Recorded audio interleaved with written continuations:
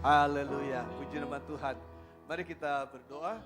Bapa di surga, kami bersyukur karena dalam ibadah yang ketiga ini kami percaya hadirat Tuhan masih ada di tempat ini untuk memberkati setiap anak-anak muda dan kami semua yang hadir pada sore hari ini. Karena itu Tuhan, biarlah lawatan Tuhan akan bekerja, menyembuhkan yang sakit, melawat yang lemah dikuatkan, yang susah, yang tidak berpengharapan diberikan pengharapan, yang berbeban berat engkau lepaskan oleh kuasa darah Yesus.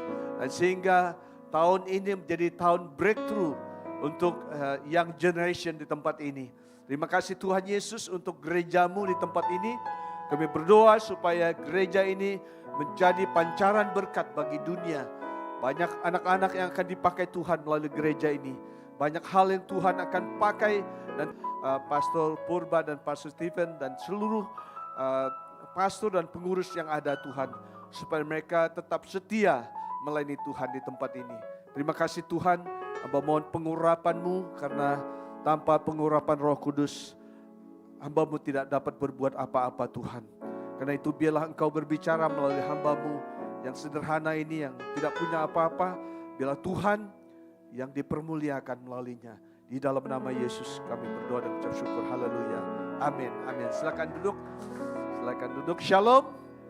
Puji Tuhan, terima kasih saya bersyukur bisa ada di tengah-tengah Bapak Ibu Saudara sekalian, khususnya di dewasa muda, di gereja yang kita cintai ini. Terima kasih untuk Pastor Purba dan juga Pastor Stephen, kedua hamba Tuhan yang luar biasa yang Tuhan percayakan untuk mengembalakan jemaat di tempat ini. Ya, saya percaya bahwa tahun ini adalah tahun yang akan membawa kita ke dalam pengalaman baru bersama dengan Tuhan. Amin. Saya percaya bahwa tahun ini adalah tahun di mana anugerah Allah, kemenangan Tuhan dinyatakan ke dalam kehidupan kita. Saya ingin mengajak kita membaca firman Tuhan yang saya ambil dari kitab Filipi pasal yang ketiga, ayat yang ke-13 sampai dengan ayat yang 14. Ya. Kitab Filipi pasal yang ketiga ayat ke-13 sampai dengan 14. Saudara-saudaraku, aku sendiri tidak menganggap bahwa aku telah menangkapnya. Tetapi ini yang kulakukan, aku melupakan apa yang di belakangku dan mengarahkan diri kepada apa yang di hadapanku. Dan berlari-lari kepada tujuan untuk memperoleh hadiah, yaitu panggilan surgawi dari Allah dalam Kristus Yesus. Ya, tema kita pada sore hari ini saya tergerak untuk bagaimana kita memenangkan setiap tantangan di tahun 2025 ini. Bagaimana kita dapat memenangkan setiap tantangan di tahun 2025 ini. Saya percaya bahwa Yesus mengatakan bahwa akhir zaman itu bukan sesuatu yang sangat mudah. Akan banyak hal yang terjadi dalam kehidupan umat manusia. Ada perang, ada kelaparan, ada bencana alam, ada sakit sampar dan segala macam. Tetapi sebagai anak-anak Tuhan kita punya jaminan. Bagaimana kita dapat menaklukkan setiap challenging, tantangan dalam hidup kita. Khususnya anak-anak muda ya yang hadir pada sore hari ini. Jadi bahwa tahun ini tantangan ada, pasti ada. Bahwa tantangan itu tidak mudah, yes, tidak mudah. Tetapi satu hal yang kita yakin dan percaya bahwa kita diberi kuasa untuk memenangkan setiap pertarungan dalam hidup kita, amin. Jadi ini harus kita yakini bahwa Allah tidak akan membiarkan saudara dan saya dicobai. Allah tidak akan membiarkan pencobaan itu melebihi kekuatan kita. Allah tidak akan membiarkan kita jatuh tergeletak. Tetapi pada diri kita diberikan kuasa. Kuasa untuk menang, kuasa untuk lebih daripada pemenang. Dan itu yang kita harus yakinkan. Nah, di sini konteksnya Rasul Paulus katakan, kalau kita lihat bahwa Rasul Paulus menulis kitab Filipi kepada jemaat di Filipi adalah waktu dia ada dalam penjara. Nah, dia sadar bahwa hidup ini adalah sebuah perjuangan. Hidup ini adalah menghadapi begitu banyak tantangan demi tantangan yang datang dalam hidup kita. Tetapi untuk memenangkan pertarungan itu ada beberapa rahasia yang Rasul Paulus katakan. Bagaimana kita dapat memenangkan tahun ini, tahun yang penuh dengan tantangan ini. Ada beberapa hal penting. Yang pertama dikatakan bahwa aku melupakan apa yang ada di belakangku. Ya, ini poin yang pertama, sangat penting, saudara. Begitu banyak orang tidak bisa move on, tidak bisa maju, tidak bisa berperang, tidak bisa menang oleh karena dia selalu berorientasi kepada masa lalu. Dia selalu melihat ke belakang bahwa aduh saya latar belakang yang tidak mampu, saya banyak kekurangan, banyak kelemahan, saya pernah gagal di masa yang lalu. Jadi hal yang lalu seringkali menghambat untuk orang itu bisa memenangkan pertarungannya. Ya. Saudara-saudara yang kasih dalam Tuhan Yesus Kristus, Rasul Paulus pernah mengalami masa-masa jaya dalam hidupnya. Dia pernah menduduki ranking sebagai pemimpin di kalangan orang-orang Israel. Karena dia dalam grup Sanhedrin, para pemimpin Yahudi. Dan dia adalah belajar di bawah Profesor Gamaliel, seorang yang sangat cerdas sekali. Ya, jadi dia malah pernah diberi otoritas untuk membinasakan orang-orang Kristen. Artinya pemerintah sangat percaya kepada dia untuk membinasakan orang-orang Kristen. Itu sebabnya ketika dia bertemu dengan Tuhan Yesus ke Damsyik itu dalam upaya dia untuk membinasakan orang-orang Kristen di Damaskus. Ya, ya. Tapi dia bilang bahwa untuk memenangkan pertarungan, untuk bisa menang atas setiap problem, challenging dalam hidup, yang pertama adalah dia melupakan apa yang ada di belakangnya. Ya. Mungkin tahun yang lalu adik-adik banyak mengalami problem, pernah gagal, pernah mengalami putus asa, pernah dikecewakan. Tetapi kalau kita ingin melihat berkat Allah, kemenangan, mujizat Tuhan di tahun 2025 ini, maka kita harus melupakan apa yang di belakang kita. Ya.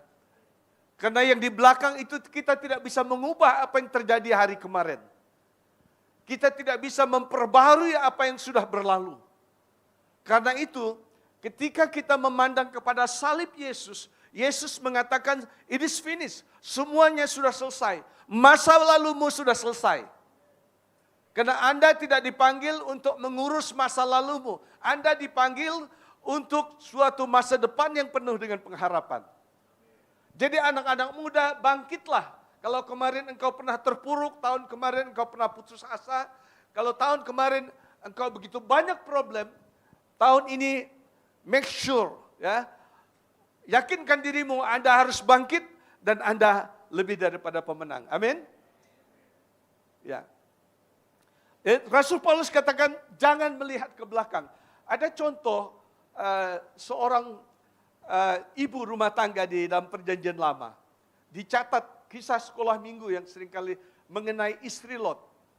Kita tahu bahwa Tuhan ingin menghukum Sodom dan Gomora oleh karena penduduknya begitu berdosa di hadapan Tuhan. Lalu Tuhan mengatakan kepada Abraham, karena Abraham merupakan sahabat Tuhan pada saat itu. Dia bilang, aku akan membinasakan dua kota itu, Sodom dan Gomora.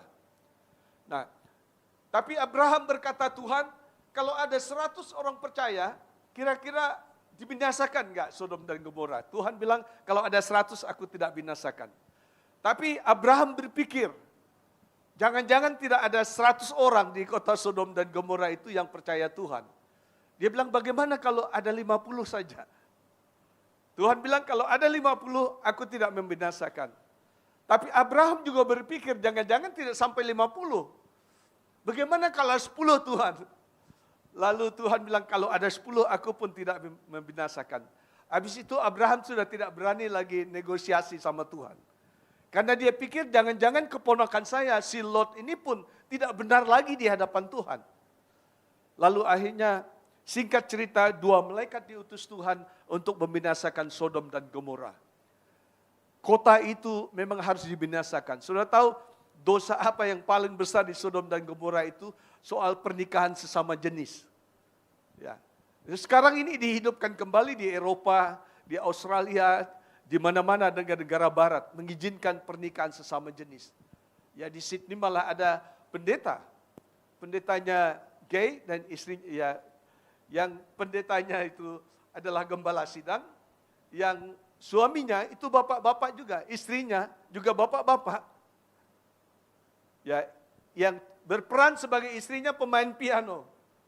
Ya, teman saya pernah berkunjung ke gereja itu karena dia waktu di Sydney cari-cari gereja, akhirnya masuk ke gereja itu.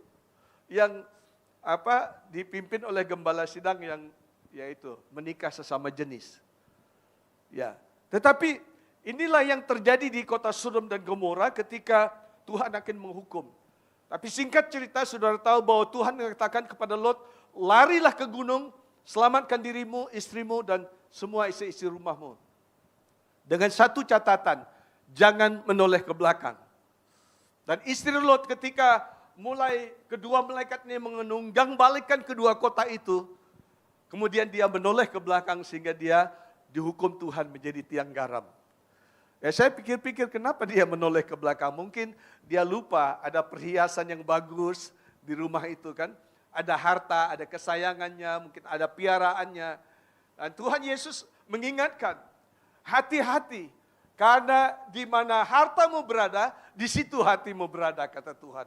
Bukan tidak boleh punya harta, bukan tidak boleh kaya, tetapi hati kita harus tertuju kepada Dia yang memberikan kekayaan itu, bukan kepada kekayaannya. Bukan tidak boleh kita pintar, tapi kita harus memberi hati kita kepada Dia yang memberi kepintaran, bukan kepada kepintaran itu sendiri. Orang kalau sudah pintar akhirnya tidak percaya Tuhan, ya kan? Percaya pada dirinya. Nah, Rasul Paulus katakan bahwa kalau kita ingin memenangkan pertarungan, tantangan dalam hidup kita, jangan kita menoleh ke belakang. Jangan kita membawa apa yang di belakang kita. Nah, hari ini banyak anak muda, tidak ada di gereja ini, saya percaya. Banyak anak-anak muda hanya ikut tren. Dan akhirnya terbawa oleh arus. Di California tuh kalau dia lihat ada itu kelompok yang jadi zombie. Karena orang-orang muda yang tidak punya pengharapan akhirnya menjadikan dirinya zombie, korban daripada drug. Inilah contoh bahwa orang menjadikan dirinya korban dari dunia ini. Karena mungkin di masa lalu pernah disakiti. Mungkin masa lalu bertumbuh dalam keluarga yang brokenness. Mungkin masa lalu pernah gagal. Dan akhirnya mencari jawaban dari drug. Dan kemudian mereka menjadi seperti tengkorak hidup. Nah, saudara-saudara yang kasih dalam Tuhan Yesus, Rasul Paulus katakan bahwa aku memang belum sempurna. Aku belum sempurna, belum mencapai kesempurnaan itu. Tapi ini yang kulakukan, aku melupakan apa yang di belakang. Pengalaman masa lalu, kepahitan, kepedihan, kegagalan di masa lalu. Aku tinggalkan itu semua, termasuk pujian, keberhasilan di masa lalu. Aku tinggalkan itu semua. Dan yang kedua dia katakan, bahwa aku mengarahkan diri ke depan. Ya, tahun 2024 telah berlalu. Kita tidak perlu membawa beban dari masa lalu. Ya kan? Kita harus mengarahkan diri kepada tujuan Allah yang ada di depan. Ya. Sekali lagi bahwa mungkin Anda pernah gagal. Kita semua pernah gagal, saya juga. Kita pernah jatuh, kita semua pernah jatuh. Tetapi kita harus bangkit. Kita tidak boleh membawa masa lalu kita kepada masa kini. Karena masa lalu telah berlalu dan itu sudah diselesaikan oleh Yesus di atas kayu salib. Tapi Tuhan masih belum selesai dengan hidupmu. Saya katakan the reason why we wake up in the morning because the Lord is not finished with you. Alasan mengapa kita bisa buka mata bangun pada pagi hari ini karena Tuhan belum selesai dengan hidupmu. Kalau dia belum selesai dengan hidupmu, maka jangan membiarkan keputusasaan masa lalu, kekecewaan, kegagalan itu untuk menghalangi berkat dan mujizat Tuhan yang Dia sediakan bagi Anda. Sudah tahu orang-orang yang sukses hari ini adalah orang-orang pernah gagal. Orang-orang yang sukses hari ini adalah orang-orang pernah jatuh. Bedanya adalah ketika mereka gagal, ketika mereka jatuh, mereka tidak menyerah. Tapi mereka bangkit lagi dan berjalan. Dan saya ingin anak-anak muda di tempat ini, Anda tidak boleh berjalan di tempat, Anda tidak boleh tenggelam dalam kejatuhan, dalam kesulitanmu. Bangkit. Karena Tuhan yang memanggil kamu, Tuhan yang memanggil kita jauh lebih besar dari segala persoalan yang kita hadapi. Amin. Beri kemuliaan bagi nama Tuhan. Kalau kita lihat catatan Alkitab, kita bersyukur satu-satunya kitab suci yang paling jujur adalah Alkitab. Mengapa saya katakan paling jujur? Karena tokoh-tokoh di Alkitab itu dia ada orang sempurna. Abraham pernah jatuh. Dia suruh istrinya menyangkal supaya dia jangan mengaku istrinya. Akui kamu sebagai adik saya supaya dia selamat, cari selamat sendiri. Lalu menunggu janji Tuhan, Tuhan tidak kasih anak, dia kemudian bersama Sarah mengambil Hagar. Akhirnya terjadilah problem. Musa pernah membunuh. Ya, Daud pernah berzina. Dan banyak lagi kisah-kisah orang-orang hebat dalam Alkitab ini. Tapi yang membuat mereka menjadi pemenang karena mereka tidak menyerah dengan kondisi. Mereka tidak tenggelam dalam kesalahan mereka di masa lalu. Mereka tidak tenggelam dalam kegagalan mereka lalu mengasihani diri sendiri. Tapi mereka bangkit menjadikan kegagalan itu sebagai sebuah pengalaman untuk bisa menghadapi hari esok dengan kemenangan yang baru. Kita belajar dari Bapak Presiden kita ya. 3 kali loh gagal. Kalau saya mungkin kebanyakan kita udahlah give up aja. Tapi beliau tidak pernah menyerah. Saya rasa prinsip firman Tuhan yang dia taruh di dalam hidup. Never give up. Ya. Ketika saya pernah khotbah di tempat ini kali di tempat umum. Ketika Yakub bergumul dengan Tuhan, dia nggak give up. Sampai akhirnya dibilang, saya tidak akan melepaskan engkau kecuali engkau memberkati aku. Dan Tuhan melihat bahwa Yakub tidak pernah menyerah dengan kondisi apapun. Akhirnya dia diberkati menjadi Israel. Saudara, dunia ini penuh dengan tantangan, khususnya anak-anak muda ya. Kita hidup di kota yang tantangannya tidak mudah. Tantangan materi, ya, gaya hidup modernisasi, ya, itu tidak gampang bagi anak muda. Mungkin teman-temanmu karena orang tuanya mampu, punya HP yang setiap kali update dan selalu yang terbaru, kamu pingin seperti itu, kamu tidak bisa. Kamu ingin sekolah di luar negeri, kamu nggak bisa, lalu kamu kecewa. Jadi saudara, jangan membiarkan hal-hal dunia ini membuat hatimu terhalang untuk terikat kepada Yesus. Jangan membiarkan rencana Allah yang besar terhalang oleh karena engkau tidak fokus kepada masa depan. Itu yang Paulus katakan, aku mengarahkan diri, artinya dia benar-benar fokus kepada masa depannya. Dia tidak fokus kepada masa lalu, dia tidak fokus kepada hari ini, tapi masa depan. Karena bersama Yesus ada masa depan yang pasti. Tidak ada yang tidak bisa Yesus lakukan kalau kita sungguh-sungguh fokus dengan Dia. Saya ini pernah jadi gembala sapi. Pernah dikasih makan nasi basi. Karena saya lahir di pedalaman. Ya Pastor Stephen tahu, saya lahir di pedalaman di daerah Belitang. Ya, sampai hari ini, kemarin saya nggak bisa telepon teman-teman karena tidak ada sinyal di sana. Jadi anak-anak muda kalau mau telepon teman-temannya harus naik ke bukit. Ada yang lebih parah lagi naik pohon supaya dapat sinyal. Sampai sebegitunya saudara.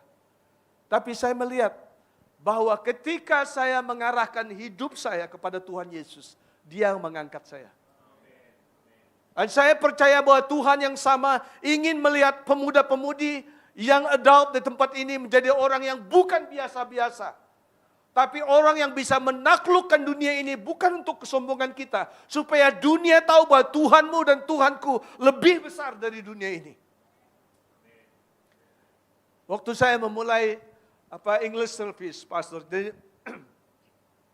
ada jemaat yang bilang, Pastor serius? Saya bilang, kenapa tidak? Kita orang-orang Indonesia di luar negeri, jangan cuma cari orang Indonesia saja. Kita harus memenangkan bangsa-bangsa. Ketika saya mulai memenangkan beberapa jiwa orang-orang Itali, ada orang Itali, Prancis, orang Singapura, Malaysia, ayo kita buka English service. Saudara tahu saya nekat saja. Karena saya sekolah di Impres. Di Impres bukan penabur, bukan pelita harapan, di Impres yang gurunya kadang-kadang Senin Kemis datangnya. Ya, jadi kalau bahasa Inggris saya juga susah, tapi hari itu saya memberanikan diri. Ya. Ada jemaat yang mengatakan, to be honest to you, Pastor Tim, dia bilang, the first sermon that I cannot understand at all. Dan saya menghibur, tapi dia bilang, the amazing thing, the second point that you preach, katanya gitu. Nah, poin yang kedua, the Holy Spirit make your message really clear, katanya. Ya, kamu tahu saya bilang, saya cuma nekat aja orangnya. Adik-adik tahu nekatnya begini, saya pikir gini, Simon Petrus, para nelayan itu tidak pernah belajar bahasa asing. Tapi pada hari Pentakosta, Tuhan memberikan mereka bahasa roh yang tidak ada kamusnya di dunia ini. Lah kalau Tuhan bisa memberikan bahasa roh yang tidak ada kosakata atau kamusnya di dunia ini, apalagi bahasa Inggris. Saya nekat begitu aja, Pak. Akhirnya puji Tuhan sampai hari ini gereja bahasa Inggris banyak yang undang saya khotbah. Saya bilang sama mereka, if you don't understand my English, it's not my problem. It's your problem, saya bilang gitu. Nekat ya, nekat. Tapi maksud saya, kalau kita sungguh-sungguh fokus kepada Yesus, Dia yang menjadikan Anda tidak bisa menjadi bisa. Mungkin nilaimu pada hari ini pas-pasan. Tetapi harus bangkit, harus tekun, harus fokus kepada panggilan Tuhan. Dan nanti Tuhan yang angkat kamu. Setia, iring Tuhan. Fokus iring Tuhan dan percayalah seperti Tuhan katakan, orang yang mencari dahulu kerajaan Allah dan kebenarannya, maka semuanya akan ditambahkan kepadanya. Ya. Sampai anak saya bilang, Daddy, if you go to my school, don't speak English because your English very bad, katanya gitu. Ya, sampai dia bilang gitu, jadi kalau ke sekolah jangan ngomong bahasa Inggris karena Inggrismu jelek. Tapi saya nggak peduli, saudara. Kalau Tuhan yang suruh kita, kalau kita fokus dengan Tuhan, saya percaya Tuhan tidak akan membiarkan kita tergeletak. Jangan pernah menyerah, adik-adik. Anda dipanggil untuk sebuah tujuan. Tujuannya adalah bukan untuk supaya cuman untuk keluargamu saja. Tujuannya Anda akan menjadi orang-orang yang mengubah dunia ini. Saya tadi senior pastor khotbah mengenai hormati pemimpin. Saya di tempat perusahaan itu, saya selalu disayang oleh pemimpin. Bukan saya cari muka, saya tidak pernah mau cari muka. Tetapi pertama saya respect sama mereka. Yang kedua saya tidak pernah cheating. Kalau kerja 8 jam, kita kerja 8 jam. Ya. Disitulah mereka lihat. Tetapi saya selalu berdoa. Setiap saya masuk kerja, saya berdoa untuk hadirat Tuhan ada di situ. Dan orang-orang yang saya jumpai selalu saya sharing tentang hal-hal yang baik. Sampai akhirnya satu ketika karena teman saya, dia ekstrim orangnya. Dia selalu bicara hal-hal rohani, tapi tidak menjadi contoh dia. Datang telat, suka main handphone, padahal kita di mesin semua, kan bahaya. Tapi satu kali saya sharing firman dengan beberapa teman. Saya tidak katakan dalam Matius, itu saya tidak sebut. Tapi saya hafal ketika saya memberikan dorongan kepada teman-teman kerja. Lalu ada teman yang bilang, Tim, you remember that's our meeting, katanya. Di tempat waktu kita meeting, tidak boleh sharing tentang agama. Saya bilang, that's right. Saya bilang, I'm not sharing about religions. I sharing about Jesus Christ. Saya enggak pernah sharing tentang agama karena agama tidak menyelamatkan. Tapi saya sharing tentang Yesus yang memberikan pengharapan, saya katakan. Karena orang-orang di tempat ini perlu pengharapan di dalam Tuhan. Dan saudara tahu, mereka orang-orang itu semakin sayang sama saya. Bukan saya cari dikasihi, tidak. Itu bukan purpose saya. Saya mau supaya orang-orang itu mengalami kehadiran Tuhan melalui hidup saya. Saya ingin membawa dampak yang besar bagi dunia ini. Entah bagi orang Irak, bagian orang Iran, segala macam di Afrika. Saya suka diundang di gereja orang-orang Sudan. Capek sekali kalau khotbah di mereka, saudara. Karena kita khotbah mereka jawab, yes pastor, right pastor, preach on pastor. Wah, jadi saya harus mengimbangi saudara. Tapi sukacita karena bisa melihat bangsa-bangsa diberkati. Dan saya percaya kalau anak pedalaman ini bisa dipakai Tuhan, anak-anak muda di tempat ini bisa dipakai Tuhan. Haleluya. Jangan kita membatasi kuasa Allah bekerja melalui hidup kita. Tapi dikatakan, aku mengarahkan diriku kepada panggilan Tuhan. Ini yang penting, saudara. Harus fokus dengan Tuhan. Ketika saudara fokus dengan Tuhan, maka Tuhan akan fokus untuk membawa engkau dari kemenangan kepada kemenangan. Engkau akan terkagum-kagum akan kuasa Allah yang bekerja dalam dirimu. Dan yang ketiga, dikatakan berlari-lari kepada sebuah tujuan. Apa tujuan dalam hidupmu? Jangan kehilangan arah, saudara. Anda harus mencapai sebuah tujuan yang Allah tentukan bagi Anda. Allah ingin Anda berhasil, amin. Allah ingin Anda sukses dalam bidangmu. Itu tujuan Tuhan. Tapi Anda untuk sampai ke sana, Anda harus sungguh-sungguh mempersiapkan diri. Jangan rileks, jangan santai. Tapi sungguh-sungguh persiapkan diri untuk berlari kepada tujuan Anda. Jangan membiarkan dunia ini membuat saudara terhalang mencapai tujuan itu. Bapak Ibu saudara kasih dalam Tuhan, ini 3 hal prinsip ini yang Paulus katakan. Untuk kita bisa bertarung sampai menang. Yang pertama kita harus melupakan apa yang di belakang. Yang kedua kita harus mengarahkan diri kepada sebuah tujuan. Karena ada tujuan Allah yang jauh lebih besar dari tujuan manusia dalam hidup kita. Dan yang ketiga, saudara harus berlari kepada tujuan itu. Saudara harus mencapainya. Jangan membiarkan hal-hal lain untuk menghalangi Anda untuk mencapai tujuan itu. Tapi Anda harus berlari kepada sasaran itu. Karena itu saya bilang sama anak-anak saya, dalam berteman juga kalian harus hati-hati. Jangan sampai teman itu menghalangi kamu untuk mencapai tujuan-tujuan dalam hidupmu. Ya. Maaf, waktu saya kuliah juga begitu. Saudara kalau lihat teman kuliahmu malas, jangan berteman. Walaupun itu teman dekat, sorry. Karena dia akan membawa gaya hidupmu menjadi pemalas. Bertemanlah dengan teman-teman yang rajin. Saya dulu nilainya pas-pas, tapi saya diberi hikmat. Saya harus berteman dengan orang-orang cerdas di kelas itu. Yang bisa jago Ibrani, Yunani, dan segala macam. Saya berani teman dengan mereka. Orang-orang yang malas, yang saya hindari. Bukan sombong, karena saya ada tujuannya. Karena kalau saudara berteman dengan pemalas, saudara akan jadi pemalas. Karena itu kita harus benar-benar berlari untuk tujuan itu. Karena kita ada limitnya. Waktu kita sangat terbatas. Karena itu adik-adik harus fokus. Ya, dengan tujuan yang Tuhan berikan buat kita. Saudara yang kasih dalam Tuhan Yesus, saya berdoa supaya dari tempat ini ada orang-orang yang luar biasa dipakai Tuhan. Anak-anak muda yang akan mempengaruhi dunia ini. Dengan karirnya. Dengan apa yang talenta karunia yang Tuhan percayakan.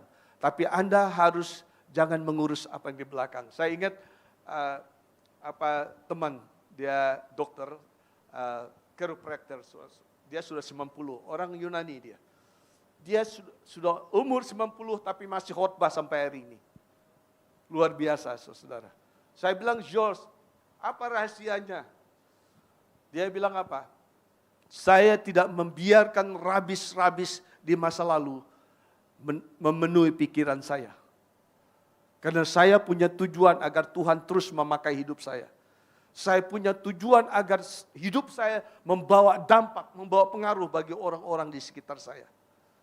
You tahu dia bilang, yang membahayakan orang adalah bukan apa yang dia makan, tapi apa yang memakan dirinya. Jadi dia bilang yang bahaya itu bukan apa yang kita makan, tapi apa yang memakan diri kita. Apa yang memakan diri kita? Kita tidak bisa move on dari masa lalu. kekhawatiran, rendah diri, tidak ada semangat juang, bimbang, stres, ketakutan, khawatir. Dan itu yang memakan orang.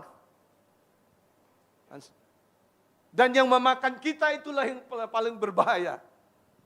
Karena yang memakan kita itu akan mendatangkan berbagai penyakit. Ya. Jadi karena itu, jangan membiarkan hal dunia ini meracuni kita sehingga kita lupa akan tujuan panggilan kita. Ya. Saya berdoa supaya gereja ini akan dipakai Tuhan. Anda semua akan dipakai Tuhan. Karena Indonesia membutuhkan orang-orang seperti Anda. Jangan mengecilkan Tuhan dalam hidupmu. Pulang dari tempat ini katakan, Tuhan, aku ingin punya cita-cita yang besar. Aku ingin mencapai tujuan-tujuanmu dalam hidupku supaya aku bisa mempengaruhi komunitas. Kenapa saudara-saudara kita hari ini kita mengeluh, oh kok tidak ada keadilan di negeri ini. Bagaimana oknum-oknum polisi bisa main segala macam. Ini tantangan buat kalian semua. Bagaimana kita mempengaruhi negeri ini dengan terang Tuhan Yesus. Bagaimana saudara di marketplace bisa mempengaruhi dunia di marketplace. Saudara harus terarah kepada panggilanmu. Karena itulah Rasul Paulus katakan, kalau kita sungguh-sungguh mau menang di tahun ini, jangan membiarkan masa lalu menghambat perjuanganmu. Yang kedua, Anda harus mengarahkan diri kepada panggilan Tuhan dalam hidupmu. Dan yang ketiga, Anda harus berlari. Work hard. Bekerja keras untuk tujuan itu. Menyerahkan diri secara total untuk tujuan itu. Komitmen kepada tujuan itu. Nanti Tuhan akan bekerja dalam hidup. Ya, Pastor tahu saya baru tahun lalu saya resign. Tetapi puluhan tahun saya mengembalakan jemaat. Tapi saya kerja. Saudara tahu saya kerja jam 5 pagi. Waktu bangun jam 4 saya berdoa habis doa, breakfast, lalu berangkat kerja. Pulang harus mengurus rumah tangga. Jadi saya ada di tengah-tengah itu. Tapi saya selalu katakan kepada diri saya tidak mau menyerah dengan kondisi apapun. Saya tahu bersama Tuhan saya akan cakap menanggungnya. Saya tahu bersama Tuhan saya akan overcome everything challenging in my life. Saya akan memenangkan setiap pertarungan dalam hidup saya. Saya mencoba menghalau segala keluh kesah. Saya harus bangkit, saya harus bisa mengatasinya. Dan saya melihat kuasa Tuhan bekerja melalui penyerahan diri yang total kepada Tuhan.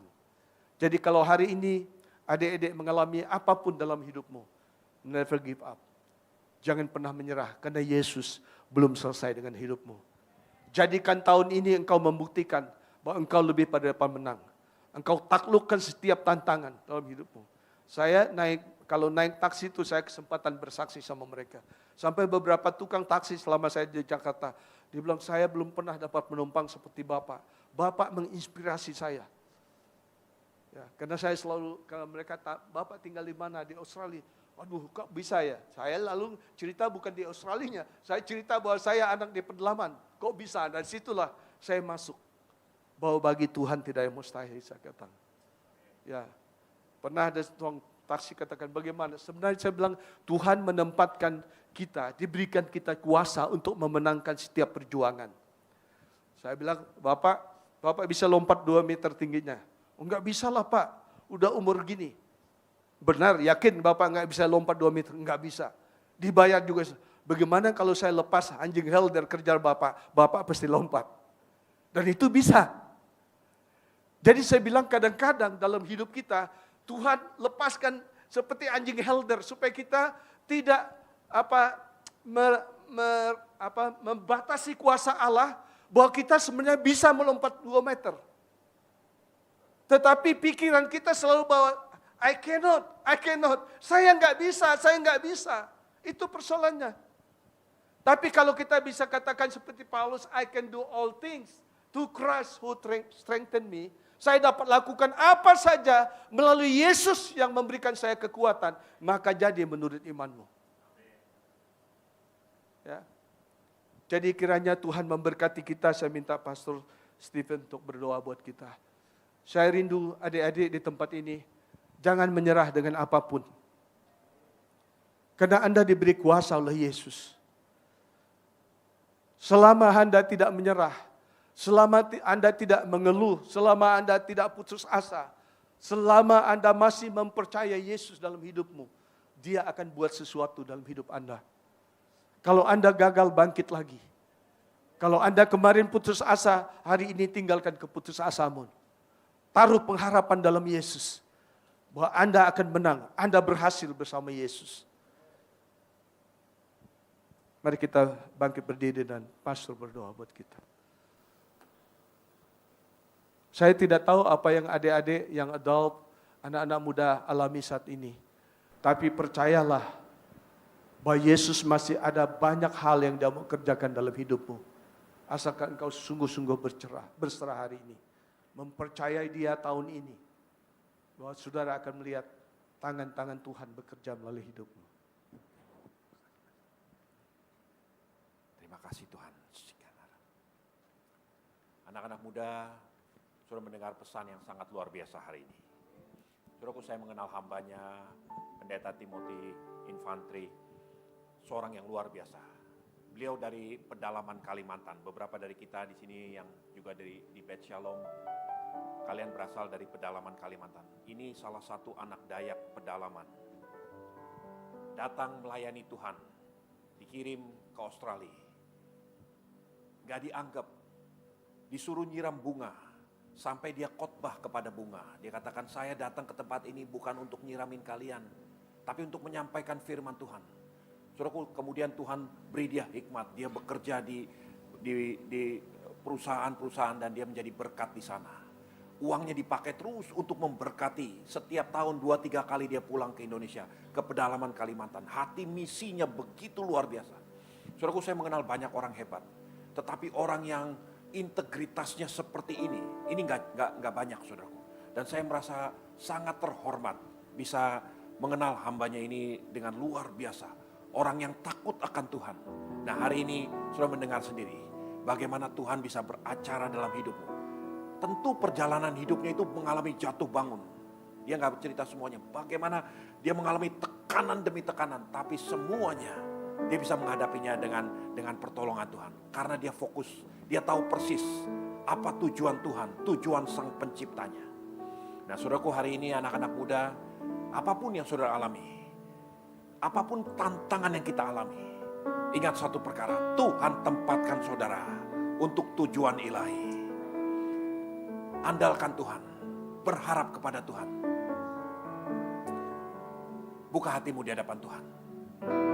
Katakan kepada Allahmu, apapun yang terjadi di dalam hidupku, selalu ku berkata, Tuhan Yesus baik dalam segala hal yang terjadi. Tetap ku berkata, Tuhan Yesus baik. Saudaraku, saya ingin berdoa buat setiap anak-anak muda yang mau meresponi firman Tuhan hari ini. Angkat tanganmu di hadapan Tuhan. Letakkan tanganmu sendiri di dadamu. Tuhan, hamba berdoa untuk setiap pribadi yang meletakkan tangan di dada masing-masing, Tuhan Yesus. Firman-Mu, Tuhan Yesus, supaya setiap pribadi dicelikkan matanya dan melihat rencana Tuhan yang besar luar biasa dalam hidup mereka. Ada rencana-rencana surgawi untuk tiap-tiap pribadi, untuk menjadi berkat buat rumah tangganya, menjadi berkat buat perusahaan, buat keluarga, bahkan buat bangsa ini dan sampai kepada bangsa-bangsa, supaya nama Tuhan dipermuliakan. Tuhan celikkan mata mereka dalam nama Tuhan Yesus Kristus. Haleluya. Terima kasih Bapa.